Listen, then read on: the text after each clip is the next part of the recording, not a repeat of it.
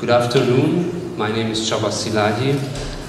I'm responsible for the human rights collections and programs at the Open Society Archives, recently renamed the Blinken Open Society Archives at Central European University. And on behalf of OSA and all my colleagues present here, I would like to welcome you at this somewhat unusual, unconventional event.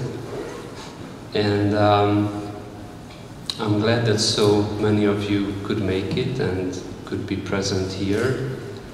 And initially, we prepared a different scenario because, as it was mentioned in the program, we are a team of people working on this Yugoslavia archive project. But eventually, the task to open the conference was delegated to me. Very democratically, we voted. But you will get to know my colleagues during the coffee breaks and also from the film that we will show you in just a couple of hours at 5 o'clock this afternoon. I will use my 15 minutes of fame to give you or offer you just one reading of why we are here. But before I do that, I would like to thank a few people who assisted us in organizing this conference. So I would like to thank the Conferences and Academic Events Fund at CEU for supporting this conference and workshop. And also to the many colleagues at OSA, some of whom are present here in the background, and you will get to know them later today. And also thanks are due to the Media Lab at CEU, which provided us with equipment, proper equipment for shooting the film. So why is this event unconventional? From our point of view, it is because this is the first time when we turned an internal archival project inside out and invited internationally known media scholars, visual artists, social anthropologists, filmmakers, journalists, lawyers, political scientists. I was going to say politicians. We are watching politics 24 hours a day, so excuse me for that gaffe. Political scientists, historians, to publicly offer their thoughts on a work in progress that they have never heard about. That is the re-archiving of over 2,000 videotapes of Bosnian, Croatian, and Serbian primetime television broadcasts from 1996 to 1999, which is part of a more comprehensive effort of ours to create an online, post-World War historical archive of Yugoslavia from the records available at OSA. Although they have not known our project before, they have extensively researched, written about, or used the subject of our work.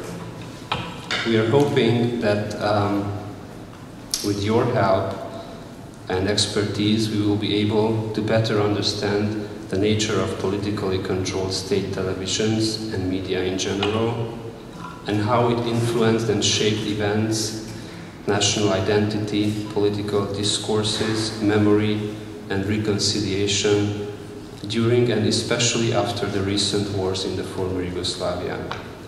At the same time, we are keen to learn more about your experience in archiving, as well as reusing and performing the archives of television broadcasts in concrete artistic projects, historical and political science research, and education. We are also hopeful that together we'll be able to learn more about something that is of utmost concern for us, and this is the role of archives and the problems of archiving in these processes. There are good chances that during these less than 2 days, we together, users and curators and archivists, will manage to find new meanings of and for the audiovisual documents in question, and keep them permanently in the making, ready to be reused and recontextualized anytime. We believe that in our hands the archive, quote, is not only a storage technique, but a space to escape from monolithic truths, history and memory, unquote. Well, to sum it up, this all looks like we are asking a big favor from you, and this is true. We would like you to assist us in advancing this project and in making it better and widely known for the benefit of all of us. What we can offer in exchange is our archival material, our experience with it so far, and our hospitality. We are really grateful that you have accepted our invitation, and thank you very much for coming.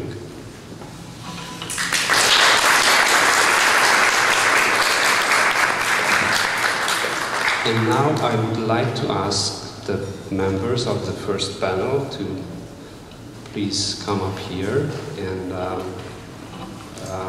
give their presentations. The first three panels are of each speakers, 4 speakers each, and therefore we would like to ask you to try to keep your presentation within 15, 17 minutes. I shouldn't say 17, 15. And this way we will have more time for discussions, and someone from the first row will eventually wave some flags with time remaining, maybe, if that's not too formal. And yeah, please proceed. Are we missing something? It's not a problem, and I'll stay here. Thank you very much. My name is Oksana Sarkisova, and welcome. I would like to extend also on behalf of Open Society Archives, and also my thanks to Csaba and the whole organizing team for putting together this conference. I am a film historian and researcher. I work here in this archive, and I would like to really congratulate the whole team on this wonderful precedent of actually spotlighting one of the collections and making it into a very rich and international event that hopefully will be of interest for more people also in the future. The first panel, entitled Television Broadcasts as a Historical and Social Science Research Source, is a wonderful selection of themes that will map a lot of issues that then will be brought up and further developed in the following panels. So it's actually wonderful to have everyone here. I don't see the fourth presenter. That's unclear whether that will happen, the fourth presentation will happen. If not, then you can have 3 more minutes added to to your presentations, which is a coincidental gain. Okay. All right, but there's no confirmation yet. All right, then I'll proceed with the with presenting the presenters. I'll go one by one. Right before your speech, we'll start with Ildikó Erdei, who is ethnologist and anthropologist, and also an associate professor at the Department of Ethnology and Anthropology, School of Philosophy at Belgrade University. Ildikó's recent research interests include cultural and symbolic dimensions of post-socialist transformation in Serbia and former Yugoslavia. She's published a lot on consumption and consumer culture, including 2 monographs, Anthropology of Consumption and Waiting for IKEA, Consumer Culture in Post-Socialism and Before. And her talk today will be on ethnography of TV communication, what we have learned from the 90s experience. Please. Thank you. Thank you very much. Thank you for having me here. Thank you, the organizers, for inviting us for this really interesting event. I'm really thrilled to be here at the CEU and in the archives for the first time, but at CEU last time I was before 15 years almost. So I'm really thrilled to be here again in Budapest in this wonderful place. Thank you for another unintended thing. Preparing for this presentation enabled me to revisit some of my previous researches done almost 20 years ago, because I'm going to talk about the events, the civil and student protests that happened in 1996-97. But at the same time, this also gave me an opportunity to watch with an old eye, with an eye of, let's say, experienced researcher, what is happening right now in Belgrade. Because just 2 days ago, a new wave of citizen protest started. This time, it was directed not toward openly political process as it was the case in the 1996, because that was centered around election fraud. This time, this is the protest about a kind of hidden state violence which happens in the context of so-called urban transformation, multi-million urban transformation project called Belgrade Waterfront or Beograd na vodi. In any case, what connects these 2 points in time is that, in spite of several hundreds and several thousands of people which were marching through Belgrade streets, guess what? State TV didn't cover that in any way. So, as someone wrote at the Facebook, revolution is not televised. Again, it makes us, all of us, think a little bit of weird. We have that weird feeling that history repeats itself in a way. And I have a feeling, and I think that it's a shared feeling in Serbia, that 90s are coming back, or that at least 90s hit back in a way. Whether 90s are going to come back is just about to see, but what I will do now is to remind us on the role of state TV in Serbia in a period of winter 1996-1997, and I will talk about the ways TV interpreted the story of citizen protest, and on the other side, how citizens react to the news interpretation of their activities. As one of the most powerful means for representing the reality and important cultural force in the 20th century, television offers a model of thinking and behavior in all spheres of life.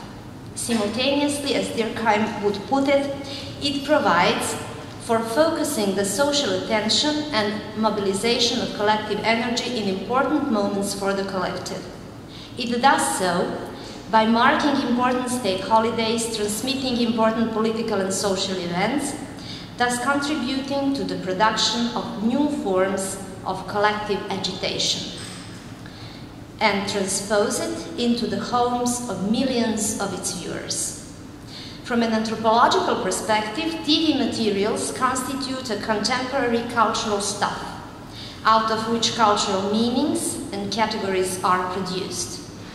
Those who create for such media are, as Marshall Salins say, hucksters of the symbols, cultural bricoleurs, seeking and creating new meaning in the combination of cultural elements with embedded significance. By taking an active role in cementing the rule of Slobodan Milošević from the end of the 80s, the state television was openly legitimated itself as a vehicle of political power of the Milošević regime. After the first political protest in the 90s, organized by political opposition in March 1991, held in front of the state TV, it became clear that television will be defended with all means. It was named TV Bastille, and have successfully survived in the project of defining the day for Milosevic's regime until the end of the decade. The final phase of Milosevic's demise and the triumph of electoral will of Serbian people in October 2000 also included the TV. Only this time, TV Bastille was overtook by people and symbolically demolished by an impulsive action of a man nicknamed Joe the Bulldozer. Between these two events and points in time, a dynamic field of various public spheres emerged, and in all of them were in some degree constituted by their relation to the TV, provoking it, denying it, challenging it, answering to it, or presenting an altogether different interpretation of the events and processes. Most salient in that respect was a period of citizens and students' protests during the winter 1996-1997. Tens of thousands of people has protested for 3 months to defend electoral results according to which Milosevic's party lost and the democratic opposition won in Belgrade, Niš, and several cities and towns throughout Serbia. The main form of non-violent protests were the walks along the so-called media route that included the buildings of both the state TV and the daily Politika. By at first ignoring both the election results and the protests, state TV soon started to create a hegemonic mythical interpretation of daily events in accord with actual political goals of the ruling elites. Thus, television took on ritual properties and enabled the transition of its viewers and devotees into a liminal state of being in TV reality. On the other side, different political, social, and cultural groups took off the streets, created alternative political events, rituals, and used them as means of communication, opposed, though closely connected to the work of television. I suggest that this complex web of events, actors, relations, connections, and the ways meanings are produced, circulated, and appropriated within it, should be taken as an integrative, communicative situation that could be investigated ethnographically. The main point of the ethnography of communication as a qualitative research method is that the communication by spoken language is but one out of many communication forms, channels, and communicative codes that exist in society, and that they have to be explored in their entirety. In that way, the researcher will be able to discern between communication channels and codes that are used by different groups, and to learn how by that means groups produce cultural meanings and simultaneously create communities of communication and understanding. The aim of the ethnography of communication is, according to Del Hymes, who follows Gregory Bateson, to, quote, retain the multiple hierarchy of relations between the messages and the respective contexts. The experience of ethnographic research practices that derive from fieldwork enable the researcher to closely observe as many participants in communicative process as possible and their respective viewpoints, social positions, and communication styles, to remain sensible to the nuances of the social context and to be aware of the different structures, degrees of elaboration, values, genres, etc. in relation with channels of communication, its forms and codes. If we translate these general principles into our situation, where we had TV as a principal communicator of messages, then we'll also have to include the other communicators, namely citizen and student protesters, street artists, cartoonists, as well as numerous individuals who have constantly been opening new forms of communication using different codes in a series of communicative events. And all of them were part of the same communicative situation.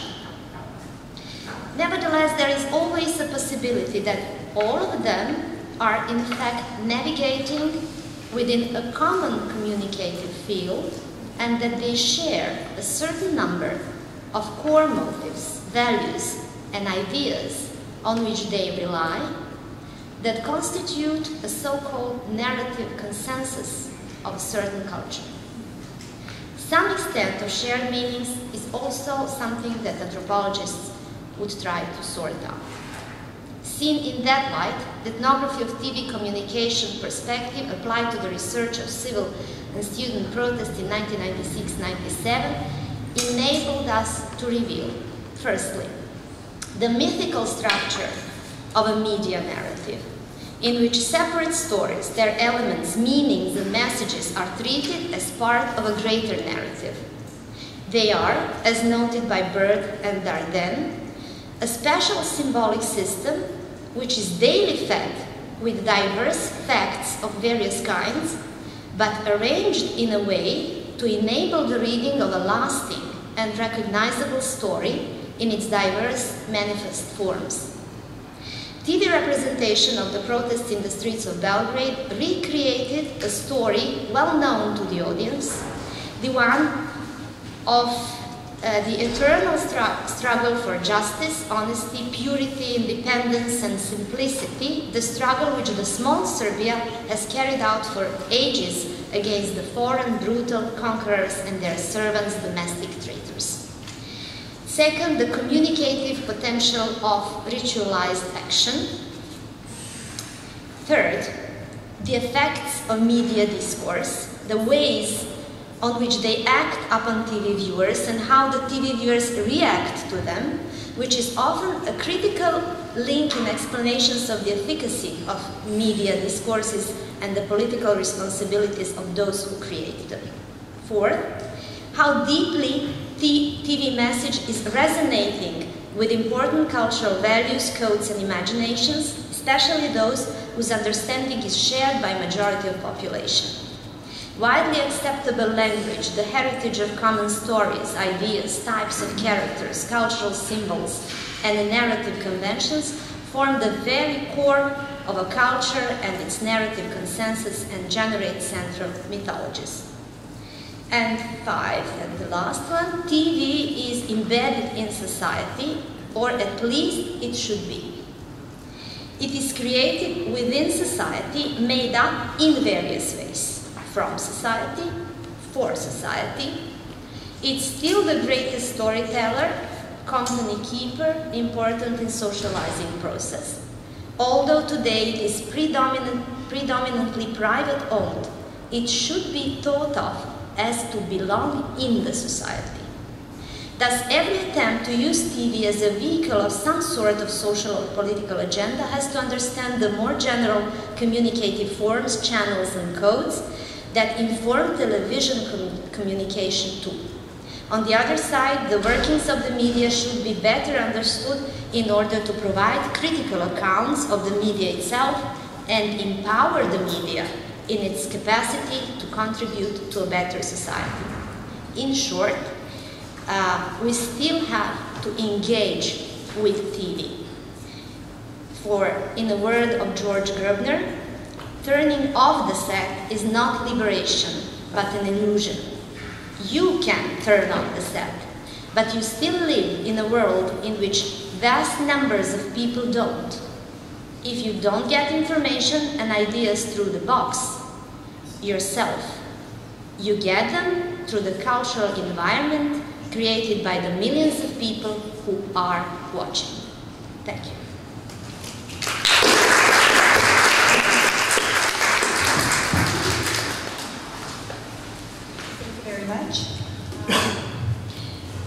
I'd like to ask if at this point there are quick questions of clarification. We'd like to keep some time for a discussion after all the presentations are done, but if someone would like to pose an urgent question to Ildikó, then we'll take that.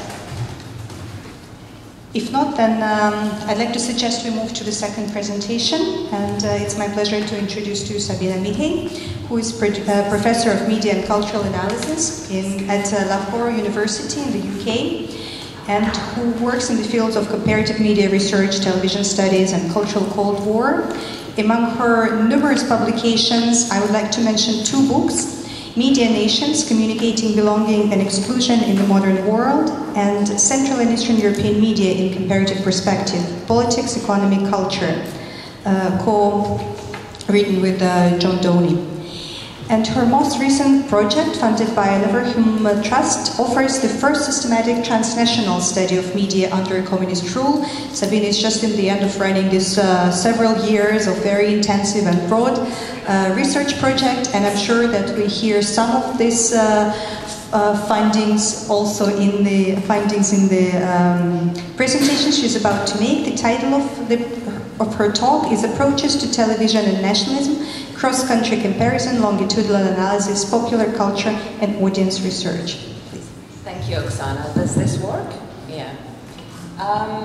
Well, thank you first of all to the organizers for inviting me to this event, and I would also like to congratulate this group on the project. I think it's fascinating. Well, first of all, that you have these materials to start with, and also that you have decided to make them more visible both for the academic but also for the artistic community and the community of practitioners. So I do really hope that we end up with some good ideas for where to take this in the future. Also selfishly, I think it's quite a good point for me to be thinking about these things, because as Oksana says, I'm working currently on a big project, which however is about to be completed by the end of this year. And I am at a stage when I'm thinking, well, where do I go next? So I'm hoping that some of the material that you do have here in these archives might form part of some of my future work as well. So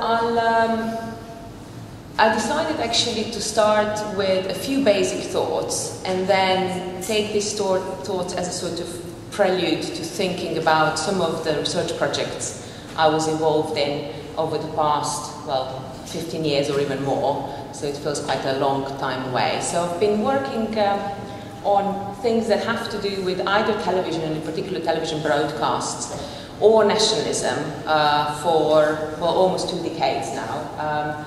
And I've never properly stopped to think, well, how has my work changed since then, and what kind of lessons can I take from that and possibly share with others as well. So I'm kind of trying to do this as well today. So starting with the basics, when we think about media nationalism, where do we actually begin? And I think no matter who we are, whether we're social scientists or just lay observers, we tend to start with the media themselves and ask, well, what do the media do to society? And in the question of nationalism, we might be tempted to ask, well, how do the media instigate nationalism in society? So we instinctively treat media as a cause. I think that's a sort of, the knee-jerk reaction that we all have, no matter how long we have actually worked in the media, funnily enough. But there's a different approach to the same dynamic, which I think is equally, if not even more important, and that's to ask, well, what does society do with the media?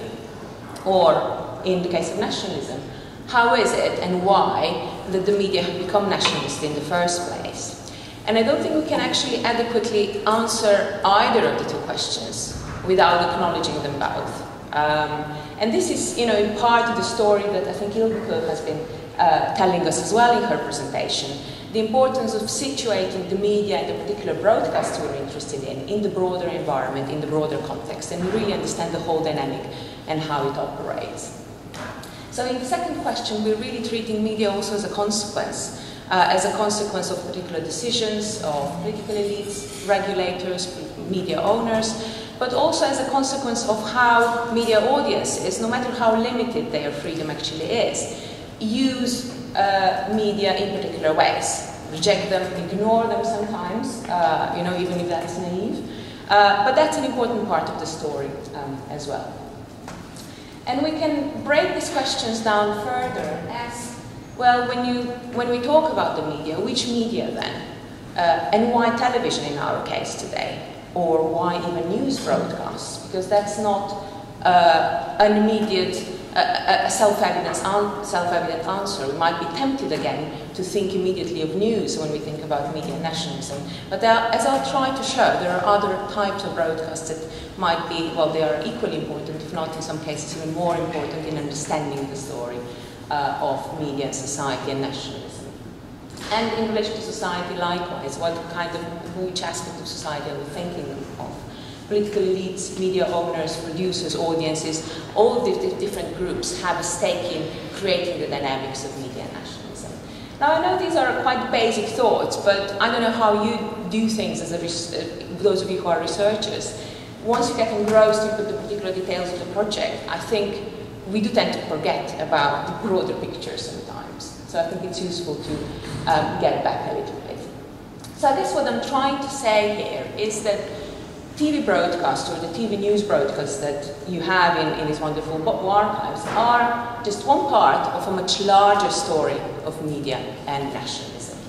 And the challenge for us as researchers, I think, is to establish, first of all, what is the role of these broadcasts in the larger story that we're trying to tell, and maybe even before that, what is the story that we're trying to tell, actually.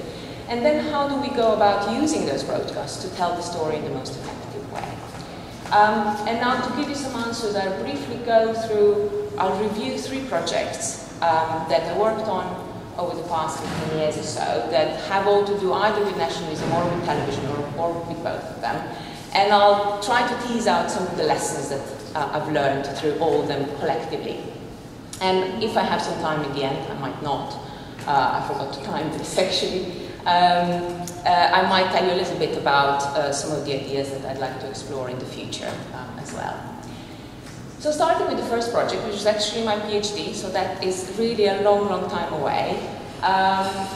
This project actually is one of those projects that I would probably never do again. Why? Because it mostly consisted of me analyzing media content and media texts, television and press. I did adopt a longitudinal approach, meaning that I looked actually at developments over time, which I think is a very good thing, as you see. I focused on one country alone, the country I lived in, Slovenia. I've selected 3 points in time, 3 periods, 3 events to investigate how mostly mainstream media were involved in reframing the meanings of Slovenian nation in this context, vis-a-vis events such as the establishment of an independent country, and then later on vis-a-vis various waves of migration.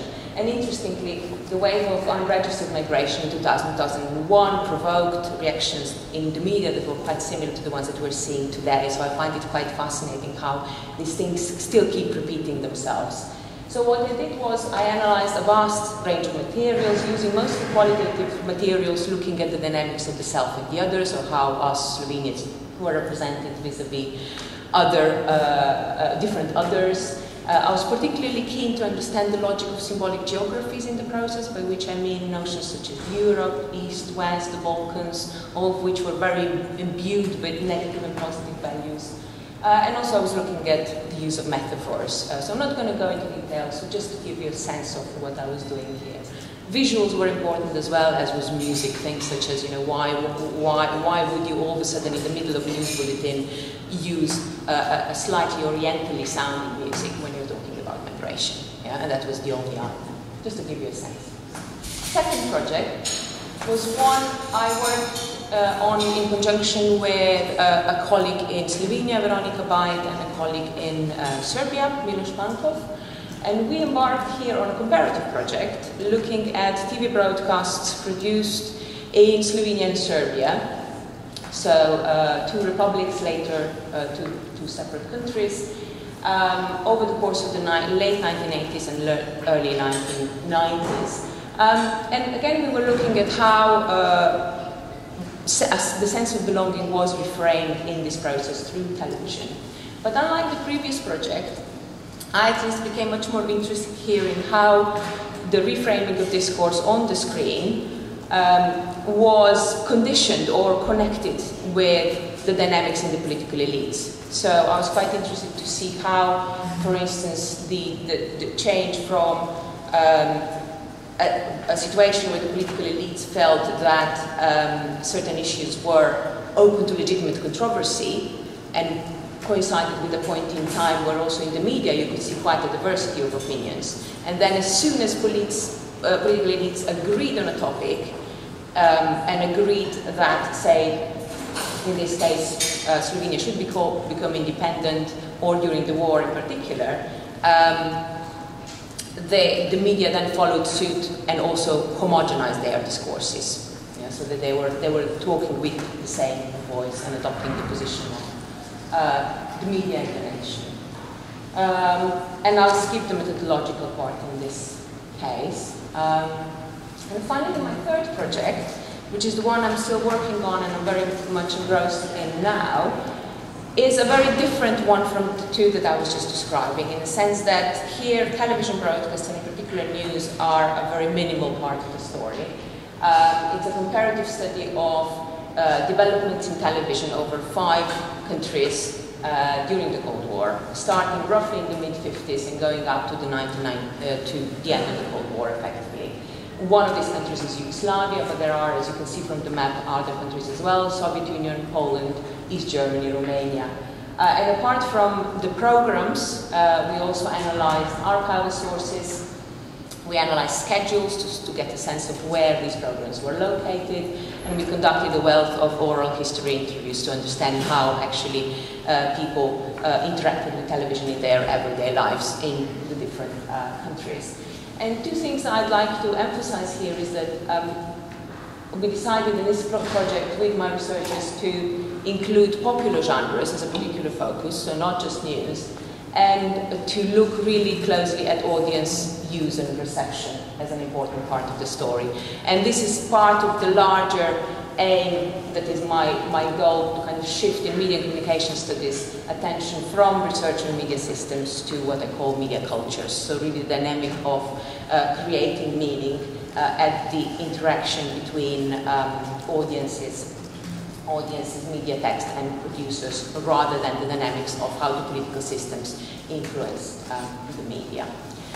So just to give you a couple of examples of the sort of stuff that we've been doing in this project. All the examples here are from Yugoslavia. Some of the things that we were analyzing included popular television series from the era. So we were looking both at television series that depicted history and try to understand how the nature of depictions of history and the uses of memory during communism related to particular political changes at the time, both domestically and internationally, as well as in development in in the global television business. Because although we might think of socialist television as being isolated from transnational currents, it certainly wasn't. And on the other hand, we looked at television series about everyday life, family life, and again trying to understand how these depictions of everyday life and squabbles between parents and children and husbands and wives, or workers in the workplace, were an important part of how and why political systems in Eastern Europe at the time functioned as they did. Another important part of what we were doing was trying to recreate the domestic cultures of television.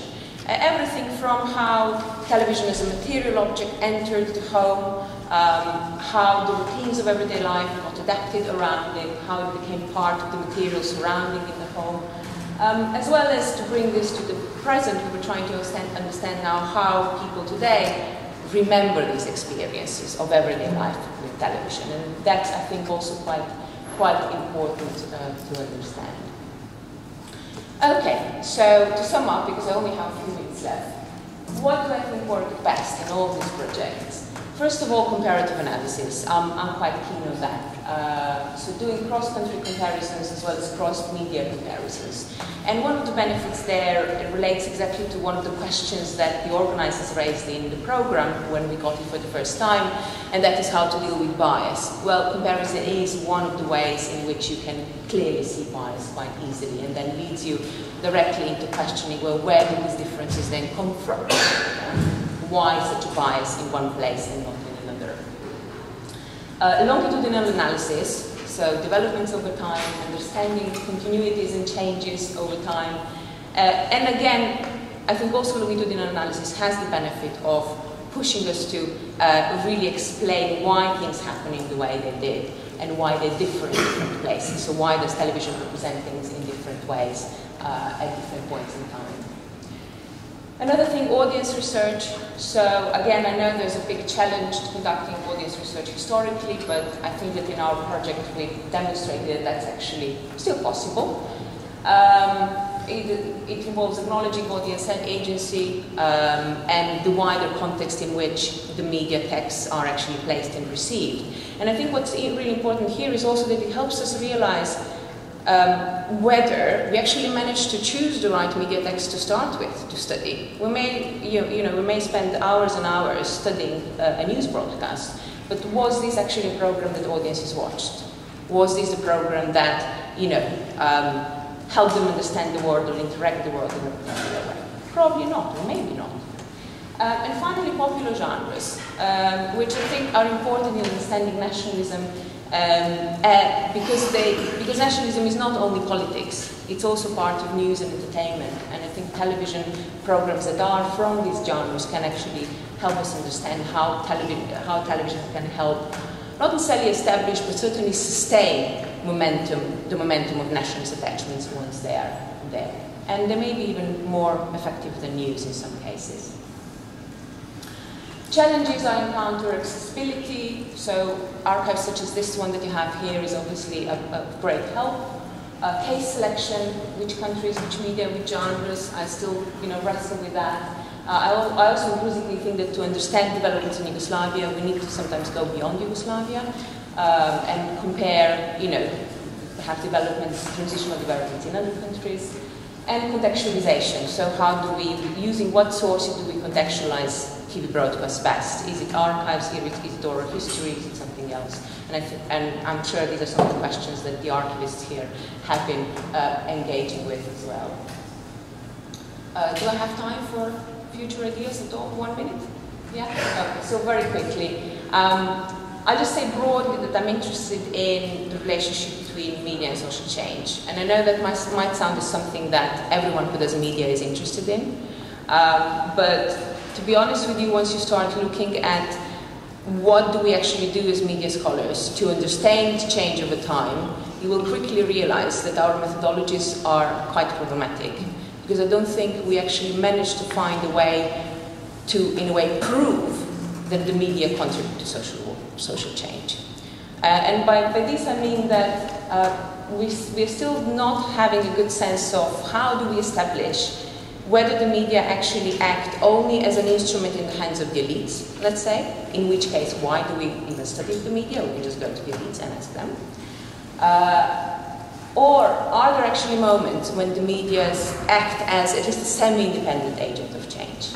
And how do we establish that? And under what conditions do the media act as an independent cause of change? And I would quite like to use some of the Yugoslav materials and post-Yugoslav materials as one of the ways of entering this, this question. And the other two I'll just briefly mention. One has to do with media events in social change, again, so transformative media events, and the relationship between media, social change, and memory. So how are the media involved in remembering and understanding social change retrospectively? Well, thank you very much. In case you're interested in my current project, there's also a website where you can find much more about it. Thank you very much.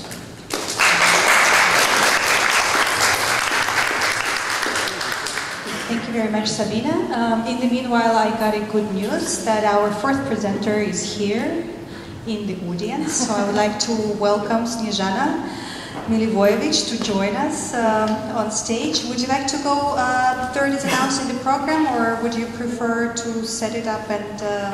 Well, how about I go after the break, because I have some presentation. You would prefer to go after the break? If that's okay. Can you incorporate Snezhana into the second? Okay, then you won't have a usual presentation. Well, why don't we give you some time to upload it and just have a 1 minute break now, or?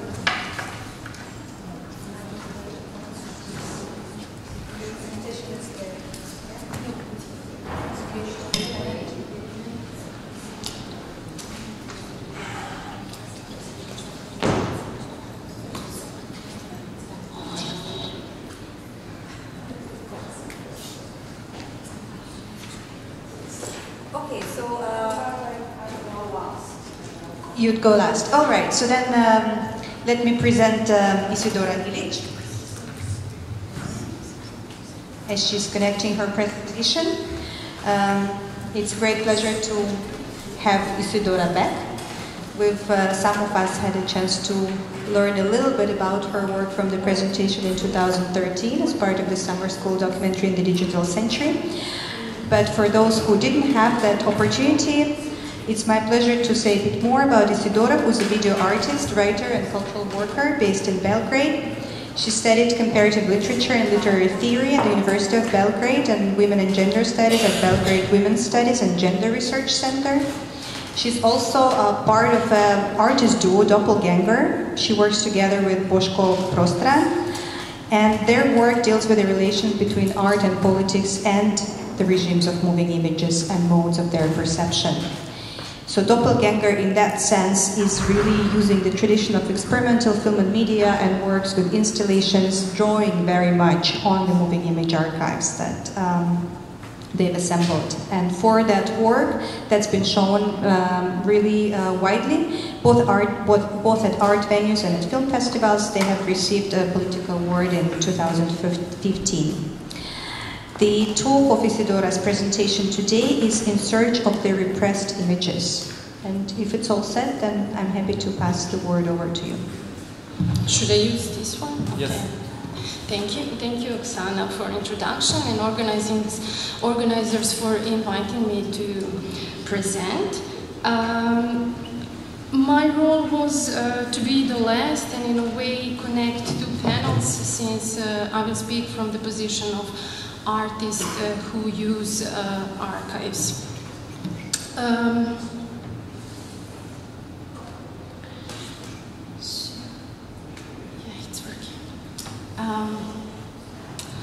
So I'm going to present Fragments and Title, an art and research project from the artist duo Doppelganger that includes Boško Prostran and myself. The works created within this project since 2011 deal with the politics of media images that were in a way instrumentally developing the historical narratives of former Yugoslavia between the 1980s and 2000. This period represents a traumatic place of identity ruptures for many generations, including authors, which means those born at the end of 70s and the beginning of 80s. Since the historical events which marked the end of Yugoslavia were collectively witnessed through the media, memories of the last decades of Yugoslavia were for the most part constructed by television images. The personal memories which were mediated in this way represent the basis of collective memory and thus participate in building the nation's historical narratives. In addressing that which was marginalized and is ephemeral within the media-driven flux, the project Fragments and Title as a series of variously formatted media fragments examines the repressed images of the collective memory and of what was sidelined in the history. Poetical articulation would be the following. Fragments and Title are televised fragments, singular but collective. They depict the multitudes, not individuals, of history. They are dialectical multiplication of images, taking these to their utmost limits. They are cheap images. They are reanimated and not found footage. They demonstrate an effect as the possibility of political subjectivation of the proletariat. They are the allegory. They are a memory from the future. Rather than revising history, Fragments and Title attempts to challenge the narratives which emerge in the aftermath of historical events. First and foremost, by focusing on the reasons, causes, and motives behind the breakup of the Socialist Federative Republic of Yugoslavia. The official reading posits this breakup as a singular historical event and not as a sequence of changes in social relations which contribute to it. It understands the process as the logical conclusion of the unsuccessful communist project, which ended in a civil war and turned to capitalist ideology. The project Fragments and Title re-examines popular historical narratives. for growing up in the 80s and the 90s in Socialist Federative Republic of Yugoslavia, which then became the Socialist Republic Yugoslavia, the formative historical events of the space became a source from which our identities, first as children, then as adolescent, and our worldview were crystallized. Historical narratives about the end of Yugoslavia, for the most part, rest on collective memory of events in which most of the population did not partake, to which we indirectly bore witness, predominantly through media communications. Paradoxically, it is these media images which are going to become the foundation of our personal and then collective memory, the basis on which we are going to build our subjectivities. These images will be treated as a documentary template for the creation of historical narratives. History and memory thus represent the field of our interest within this project. What is that we remember and what is that remind us? Born and growing up in a socialist Yugoslavia, we looked on it as it was diminished to the level of ethnocentric communities. This shifting of two ideologies is presented as a gradual transition from one matrix to another, while in the lives of individuals it represented a shocking cut. The question we ask ourselves as a Yugoslavian and post-Yugoslavian generation is, how did we and how do we still react to the variously opposing montages of memories to which we were and we are still exposed? Therefore, on the formal level, the first answer asserts itself. We must recognize the montage of memories as the sides of the cut and not as a transition. Keeping this in mind, we review and re-investigate words and images from the past in order to respond to contemporaneity. The artistic procedure of appropriation and ready-made, as the using of already existing images, is a political act since it implies the possibility of the re-examination and reinterpretation of the past through the montage of various narrative and pictorial fragments. Within the mnemotechnics of our growing up, we begin the process of reuned subjectivation by spinning the time top, always in a singular and unique point of our personal archives. The personal memories are also the memories of the collective. In the first project of the serial, we researched the celebration of 600 years of Kosovo battle. The famous speech of Slobodan Milošević, which took place at Kosovo on June 28, 1989, was performed in front of the thousands of people. The national television was streaming it. The event, as known as Happening of the People, is embodied in the image and the speech of Slobodan Milošević. History regards it as a presage of the collapse of Yugoslavia and the bloodshed of the Yugoslav wars. What history fails to denote is a counter-shot to popular representation and articulation of the people. Official and mainly media memory censored both of these signifiers. So I will show you the way we used archive in our work.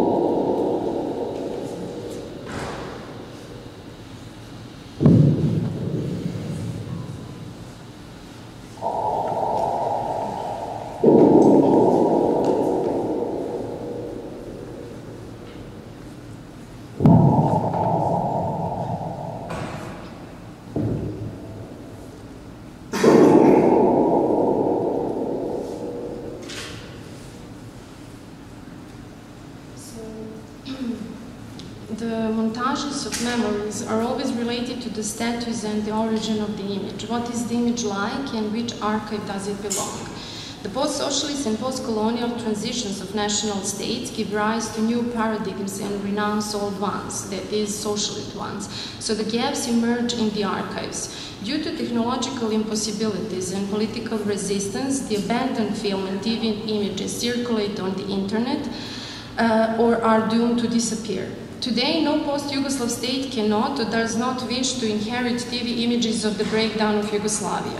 Those remaining in semi-privatized state archives or public services are marginalized, unimportant, non-profitable.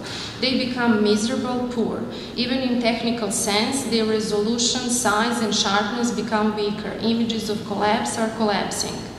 The TV format of direct broadcast, which was deemed to be television per se, was of utmost importance for the collapse of all socialist states, not only of Yugoslavia. In those years, the direct broadcast was supposed to open a public field for the struggle for representation of the respective historical moment. between two ideologies, the old communist order and new liberal, democratic and capitalist one. The images which nowadays freely circulate on the internet have their material origin in a recorded copy. Most images of the collapse of Yugoslavia were recorded on VHS tapes by citizens. At the end of the 1980s, in circumstances of an open free market and strained ethnic relations, they obsessively recorded television programs in their homes on recently imported video cassette recorders. A large part of the new broadcast, which is present today on YouTube, was accidentally preserved on a video cassette after one's favorite Hollywood spectacle was recorded for the home video collection. Today, it is possible to find any old Hollywood movie in various copies and formats, but a concrete new broadcast on an actual VH cassette and its possible YouTube stream may be the only preserved recordings of some event. When recalling important events, we take TV footage, which is the trace of an event and document contributing to creation of narrative. But the aim of the project Fragments and Title is not the forensic procedure of establishing the truth or finding the new document which will either confirm or refute the historical narrative. We are interested in confronting the process of remembering according to which something remains forgotten. Giorgio Agamben thinks that the forgotten as something that cannot be preserved as memory requires a different approach. The act of forgetting is force which operates in a different way to that of remembering and cannot be accumulated as knowledge. The forgotten does not allow itself to be remembered or commemorated. It remains with us and through us it is forgotten. It is in this way that it exists as unforgotten. After repeated readings, we present TV images as fragments from the field of forgotten, translating them into memory for the future. In the German language, the fragment, thus fragment, means incompleteness or aphorism. In line with Agamben's conception, these TV fragments exist within the domain of the forgotten. They do not aim for commemorativity. They are singular but represent multitudes and rely on collective memory. As unforgotten, they are what is unsaid and thus unnamed. They are the collective sediment which we keep within ourselves. Fragmented images of our oblivion, of our forgetting, are not something which are supposed to be found again. As unforgotten, they are with us all the time, repressed. As invisible accomplice, they exist impressed in the images we remember, but which underwent ideological filtration. These are television images which we perceived collectively, but which are physically marginalized. The procedure applied in the work Fragments and Title is not a mere translation of television into film or the document into fiction. It's a rather actualization of the present through unforgotten images of the past. The translation does not relate to realism nor to credibility or the truth, but rather to relationism, making things present and thus transformation of social, historical and material relations of the present moment. I'm finishing with this another work. It's just a minute, and it's a material we researched upon the Better Life, which was a very popular TV serial with mixed elements of soap opera, comedy and drama, and it aired from 1978 to 1991. It was created by Radio Television Belgrade, and it is considered to be the most successful TV show ever produced in Yugoslavia. As a story about ordinary Yugoslav family, it picked up the rapid political economical changes that took place in post-Tito Yugoslavia during the late 80s and beginning of 90s.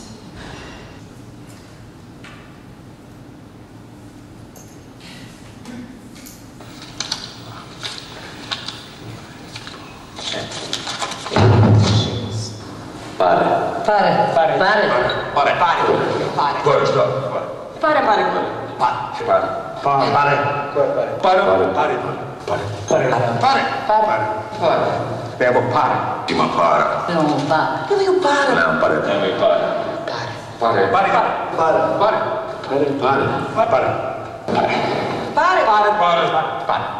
Para. Pare. Para. Sparama. Spara. Saparama. Para. Pare. Pare.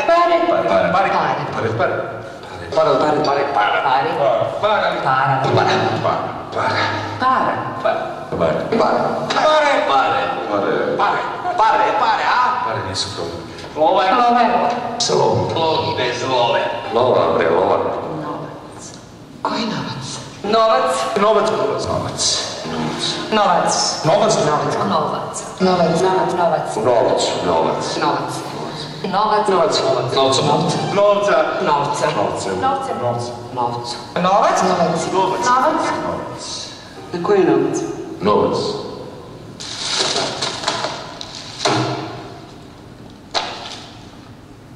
Thank you.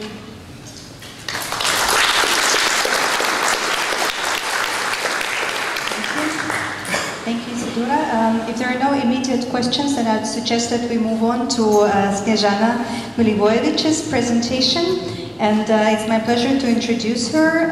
She's Professor of Public Opinion and Media Studies at the Faculty of Political Sciences, University of Belgrade, and also chairs the Center for Media Research and is an academic board member at the Center for Women's Studies. Snezhana was also a Chivning Scholar and Senior Associate Member at St. Antony's College at Oxford University, and also a visiting lecturer at numerous other universities and centers in Europe and in the US. She has co-authored the first media and election study in Serbia entitled Television Elections in 1993 and contributed to The Road to War in Serbia in 1996. Also wrote Television Across Europe, Serbia 2005 study, and participated in numerous other research projects. Her title of presentation today is Mediatization of the Past and Accidental Archiving. Please. Thank you. Thank you, and I warmly thank the organizers for this really last-minute invitation. I really joined the group 2 days ago, so I probably came with a lot more to say than there's time, but I hope we will discuss. This happens when you stumble upon souls of similar passion for archives. That's the least passionate place that I know, but I somehow developed passion for archives, and I see that there are many more of us, and I'm so happy that the community is growing.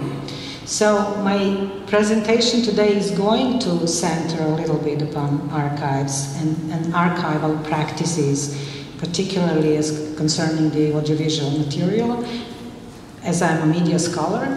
But since this is my very long-lasting interest, I would like to say something of more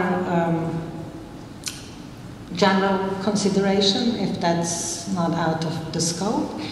I have spent a lot of time trying to find the proper frame to do the analysis with the audiovisual material from the past, and I finally discovered why this was so difficult. Of course, there are many obvious things. I would first like to say that the interesting thing, and it's not only my discovery, that the relationship between media and the past is one of the offsprings of the new media debate. So it was very interesting to realize that the concentration on new media turned our attention to the past, because we realized that all media were once new, and that the idea of newness of media was not a historically relevant object of research. And not only that, of course, media, this goes without saying, it's a commonsensical observation.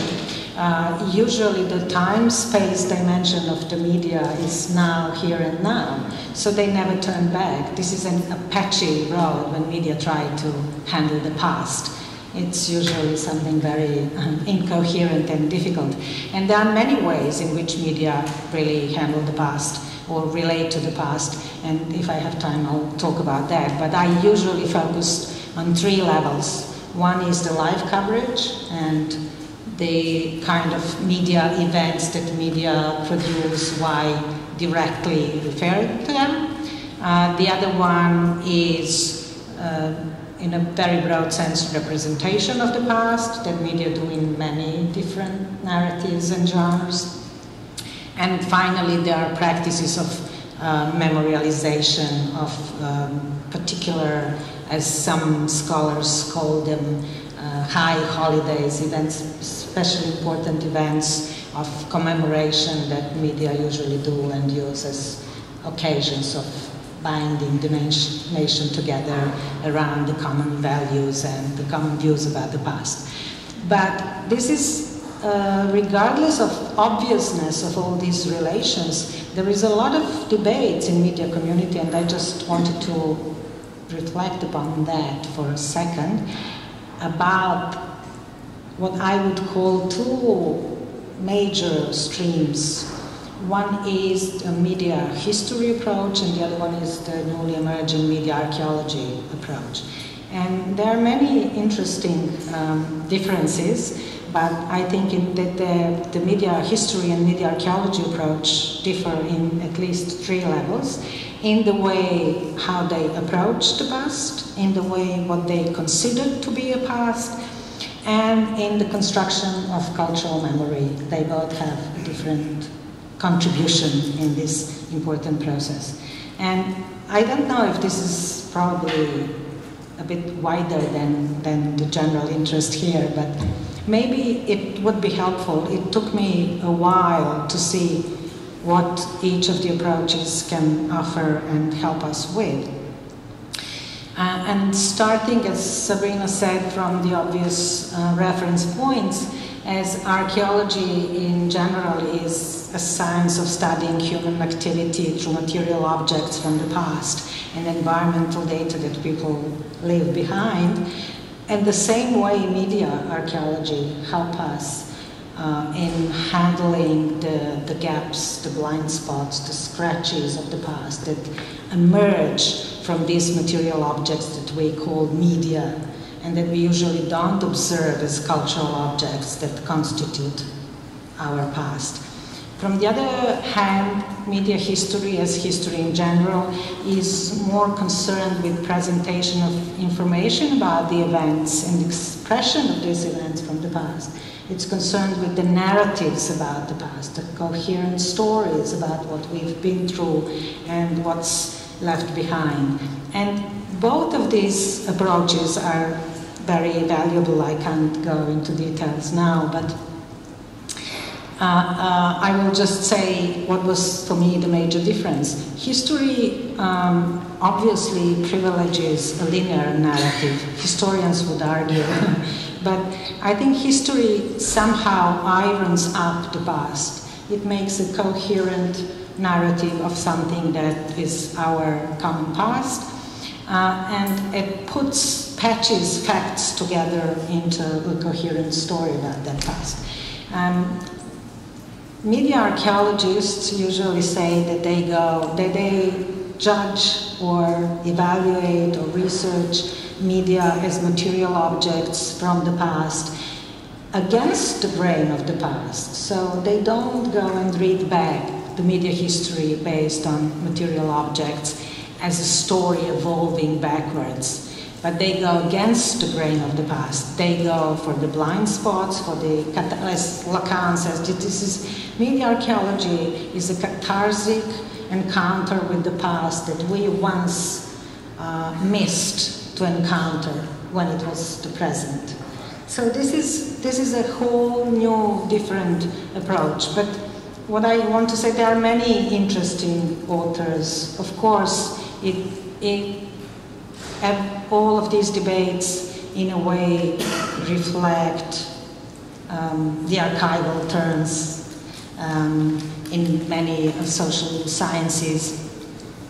And all of these debates also fit into a larger social constructivist debates about our present, past, and future. But for this purpose, let's say, they both have certain shortcomings, and I'm now embarking on a new conceptualization coming from some interesting media scholars about the mediatization as one of the major processes that are typical for high or late modernity, which in a nutshell focuses our attention not to how media convey reality or how media mediate between reality and symbolic forms, but focuses on mediatization as a transformative process of our reality that the media are producing, both as an independent object and as parts of different spheres of social life. And this goes to everyday life, history, politics. Of course, mostly the research is going on mediatization and politics, but I'm focusing here on mediatization and the past. And I think it's a very productive frame, and if there is interest, we can also discuss about it. But for the time being, I will go back to our original interest here. Both media history, media archaeology, and mediatization theories, I would say, converge in one respect, and that respect is a very particular institution called archive.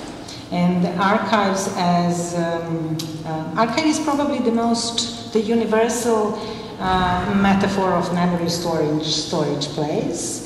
It is that place where bearings of the past sleep or stay in the silence.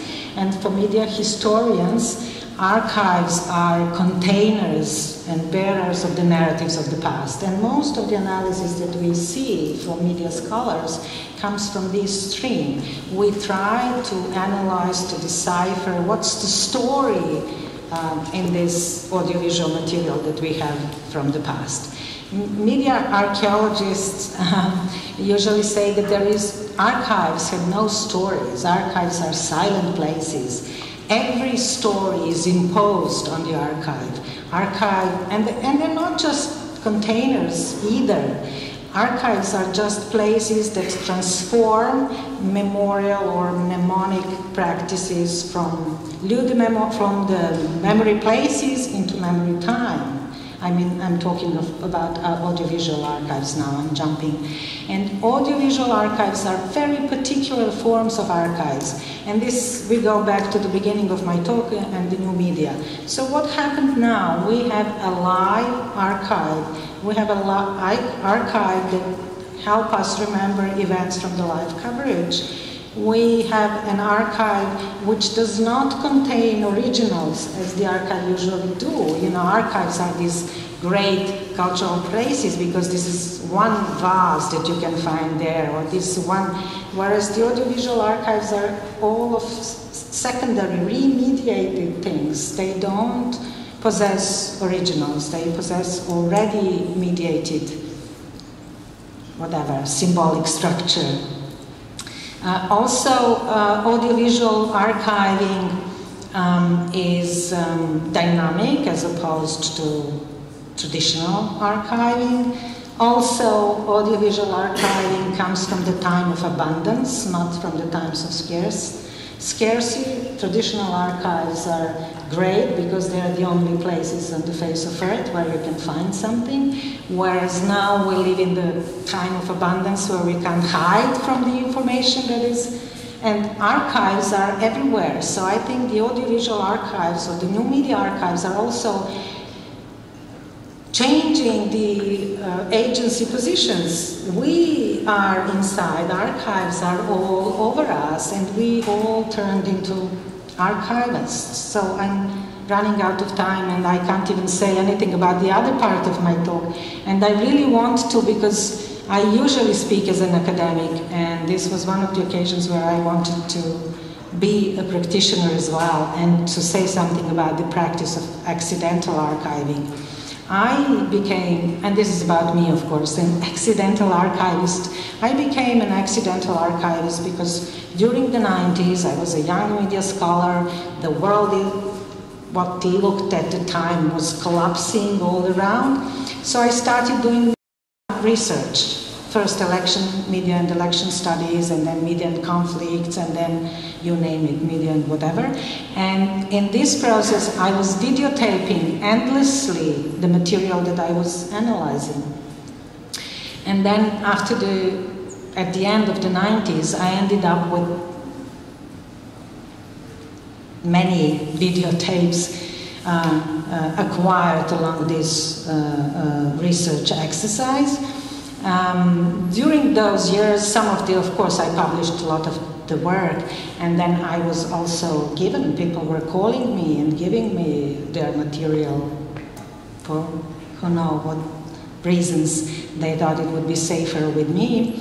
So at the end of the 90s, I got fired from the university, and when I came back to the university after the, what's the euphemism, democratic changes in the country in 2004, and when for the first time I wanted to show some of the videotapes to the young students from the 90s, I started with a very unique, it was an election campaign of the Serbian politician whose name is Vojislav Šešelj, who was at the time of the, I was being nice, he was at the time of the first election campaign, ran as a presidential candidate, but was arrested and was interviewed in the prison by a journalist. And I thought it was a very unique videotape. He's a colorful person, to say the least. And when I showed the tape was in a very bad state. It was, I could hardly recognize what was going on the tape. It was 10 years old and it was in a very bad shape. And then I realized it was aired by one of the major TV channels at the time, Studio B. The director was a very famous director. The organizer was a very famous and prominent theater writer now. The interviewer was also a very famous journalist. None of them had a tape. This was the, well, probably Šešelj had it in his personal collection, but I couldn't ask him. So I realized that this material is disappearing, and then I decided to digitalize it. So, to cut the long story short, I digitalized the entire archive. Now I have 2,000 DVDs at the university. This is probably the only digital archive of audiovisual material in the region. And this is a very boutique, very small, private archive, but it is very focused. It has 10 years from 1990 to 2000, so it coincides with the rise and fall of Milosevic as well. It is completely focused on political communications, so I have newscasts and current affairs programs. It is also unique in a sense that it encompasses production from many channels, and maybe this is for another discussion. Some of these channels don't exist anymore. They ceased to exist, and we have no traces of them, and some of them were very, very influential, like BK Television or Politica. We don't even know if they left anything behind, so this is, I don't know, some internet garbage maybe somewhere. Studio B, which was very important TV channel, was raided by the police, so their archive is also non-existent. Some of the state television or state broadcast television that I also have the broadcasts from, when you turn and ask, they say that the station was bombed, so this section was burned, so maybe it's not accessible.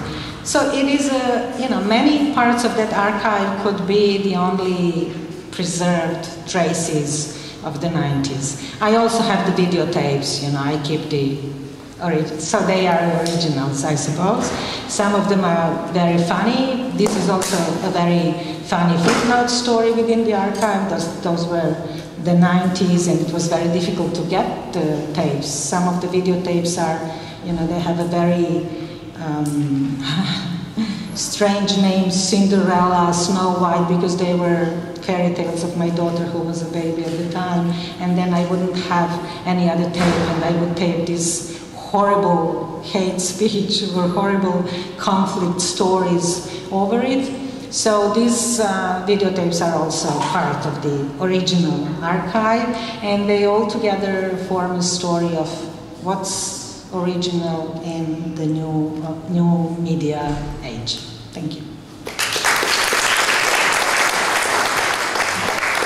very much, Snejana, and thank you all for presenters. I guess we have really a lot here on the floor to address with. We don't have that much time for discussion, but nevertheless, we'll start now and then we'll continue as other presentations and panels will follow.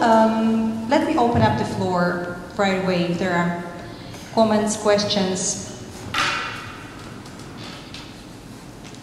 At this stage, if not, then I would like to start with a question to hopefully all of the presenters, because there are a lot of similar themes, threads that kind of run through all of the talks that we've heard now. And I would like to start with a question which also puzzles us a lot here in this institution, and this is the question of categories and subjectivities that enter into the research, whether you do it as a media scholar, whether you do it as an artist, practitioner, whether you do it as a media archaeologist. What would be your take on the categories? What are the categories you are working with? Are you trying to distill some of the notions that are used, sort of ethnographically, that are used by the participants at the time, or you find it more productive to introduce new semantic fields that might not have been conceptualized as such by the participants, but which nevertheless allow us to look at a material in a new way?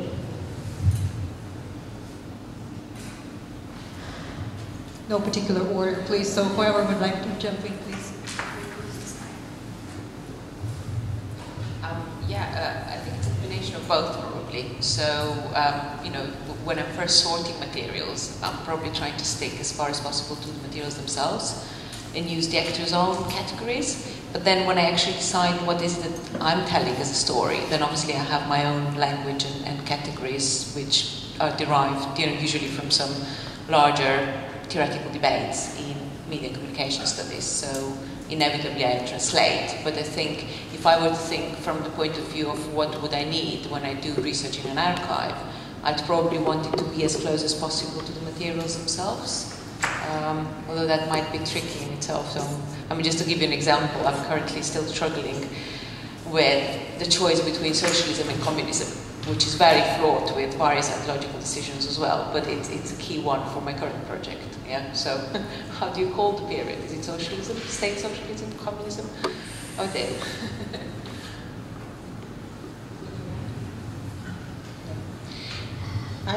I agree that it's probably both. Regardless of what I said, for instance, the archive that I usually work on, which is my archive, because it's really full of material, it turns out that it does tell a story. There are three major stories that I see in the archive, and they give me conceptualization. And this is the story of conflict, the story of elections, and I usually take the concepts from that. But then there is another approach. Maybe there will be time in the break. I brought a short film. I know this is a room full of artists and practitioners, and this is a very modest video that my students produced when we completed the archive, and they are undergraduates. And then I was thinking, maybe they see something else in this material that I don't. Maybe the fresh eyes will give me a new insight and new concept. And if you would like to see it, it's 8 minutes, so you can see it. How someone who was barely born then sees and reads that archive. So I'm also thinking that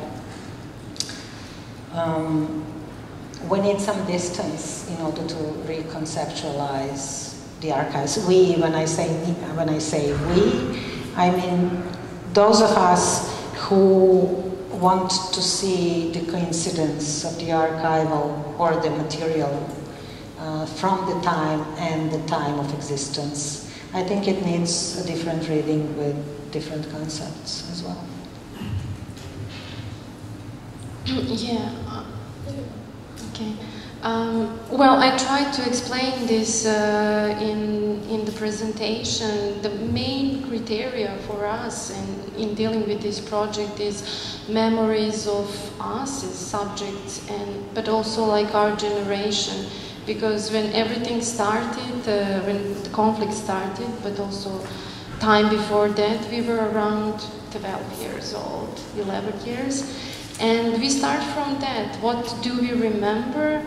And mainly we realized at the beginning of the project that was actually media images that we remember on the conflict and what was going on in that time. So there's no criteria whether it's a direct stream broadcast or it's a popular serial or Eurovision song or, you know, football game. But we start from that, and then the research continues in like reading about it and developing further research with comparing it with other images and so on. So, but the basic thing is memories and how they correspond with the media images back then and also to today's situations. Well, speaking for myself, I have quite a different experiences toward TV material. As for the material I was speaking here about student protest, in a way, it wasn't used as a historical source. I used that as a part of different sources used within a field work. I was watching television, taking notes, taking jots and trying to find out what kind of narrative is unfolding in front of our eyes. So in that way, in that first research, I wasn't even recording anything. I was just watching TV and writing notes and treating that TV narrative as any other narrative that was happening and I was approaching in the field. At the same time, I was in the street, watching what is happening in the street and also trying to make connections between what was narrated on TV and what was happening on the streets in relation to TV coverage. The other case in which I use TV material, it's happening at the moment. I am analyzing one of the most popular TV serials in former Yugoslavia, Pozorište u kući, theater at home. So I'm approaching that material in this way as a classical archival source. And when I do that, I'm again trying to grasp the ways the actors are defining the categories of experience they are going through, and starting from that, I try to make a dialogue with theory, with literature, and then I'm going always back and forth between what is my source or our sources and what are theoretical questions and interesting points, interesting questions with which we enter the research. Thank you. Please. Thank you. I have one more theoretical question for Sabina. You were speaking about the connection between the media and nationalism and how we're supposed to analyze or give some suggestions about this connection. So I wanted to ask you whether the stress on the cause and consequence relation when we are speaking about the media and nationalism is the right model to analyze this relation, because I know that it's difficult after the Imagined Communities by Benedict Anderson not to have this relation into account, but if we have into consideration that discourses and media discourses come from a decentered perspective, that they don't have a clear cause or a clear effect, what is your suggestions? Is there another model that we should approach this issue? And also, what is your suggestion about how to analyze a network of biased discourses when we have several televisions who are all spreading biased information. What is the criteria, or where is the Archimedean point where we get out of this discourse? Yeah, I've been struggling myself with these, causal relationships. But I think there's still value in keeping an eye on causes, but then understanding that they are not flowing in one direction. And this is really one of the things that I would like to work on a bit more in my future research, trying to understand how causal processes operate over time and how sort of you can see parallel causal processes happening in different places or through different sectors of society, and then how those parallel processes as well interact with one another. So I think the main step is really to step out of this preconceived notion of one cause and one effect. And then as soon as you understand that there's a multiplicity of causes going in different directions, then I think you're getting closer to what is actually happening on the ground with media in particular. And your second question was about how to deal with these different multiple perspectives. I think I tend to, I guess when I was approaching this as a student, I was very concerned with the epistemology so far of what I'm doing. And trying to think about where am I and can I step out of all these biased representations. But I think ultimately what you need to understand is, well, how does each of these biased representations operate and how they interrelate. And I think that by definition will set you outside because you're approaching it as an analyst. Yeah, if this is making sense. It depends a little bit on your question as well, what you're trying to get at. Yeah. So I think as long as you're not, too obsessive about, trying to get out and being at the point of truth, so to speak, to deconstruct everything. And again, I think questions of causality might help here. Yeah. So rather than saying, well, what's the truth? Say, what is it that truth is represented in a particular way? So I think this is how you can get out of, the tangled relationships of truth and reality, which I don't think necessarily get you far with media. In this respect, you would accept a relativist epistemology concerning truth? No, absolutely not. But we can, I think it's a complex area, we can probably continue. We would have time for one more question.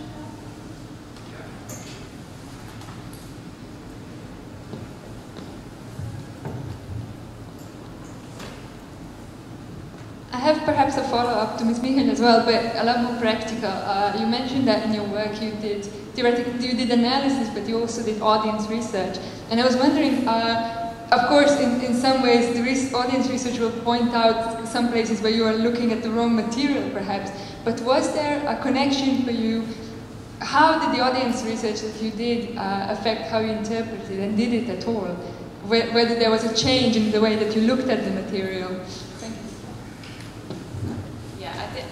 I think what the audience research did for me in this particular project was really to think more of television not as a succession of programs or even an individual program that I was personally interested in, but as a kind of broader experience. I mean, you can think in terms of flow that people interact with over the course of their everyday life while they're doing various other things. And I think it's understanding this place of particular broadcasts in this current of everyday life that really changed the perspective for me. And understanding also the materiality of television, the fact that you watch particular programs, no matter how gruesome they are, while you're playing with a kid or while you're having a meal. And I think this is really crucial in understanding how television operates as a part of everyday life, if that helps.